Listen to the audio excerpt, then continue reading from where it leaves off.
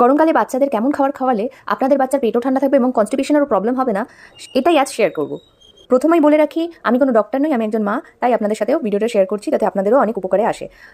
সারা রাত সাবুটা ভিজিয়ে রাখার পর তারপর জাল দিতে বসিয়ে দিয়েছি এবং জাল দেওয়া হয়ে গেলে এটাকে আমি ছাঁকনি দিয়ে ছেঁকে নেব এবং তারপর একটি বাটিতে গরম জল নিয়ে তার মধ্যে ফর্মুলা মিল্ক দিয়ে এই ছাঁকা সাবুটা মিশিয়ে দিয়ে ওর মধ্যে ড্রাই ফ্রুটসের গুঁড়ো দিয়ে দেবো। সাবুদানা বাচ্চাদের জন্য অনেক উপকারী, কারণ এটা পেট ঠান্ডা রাখে। এরপরেই চলে আসলাম লাঞ্চের দিকে। লাঞ্চে আজকে দেবো পেঁপে আলু দিয়ে পাতলা করে মাছের ঝোল।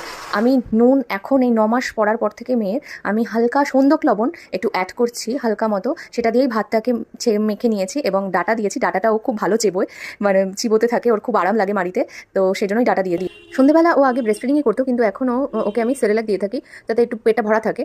দুপুরবেলা খাবার পরে আমি ওকে একটা ফল দিয়ে থাকি, আর রাতের খাবারে আমি ডালিয়াটা রাখি। ডালিয়াটার মধ্যে প্রচুর ফাইবার আছে, তাই বাচ্চাদের পটি হওয়ার জন্য ভীষণ ভালো। ভিডিওটা ভালো লাগলে আপনারা লাইক, শেয়ার, সাবস্ক্রাইব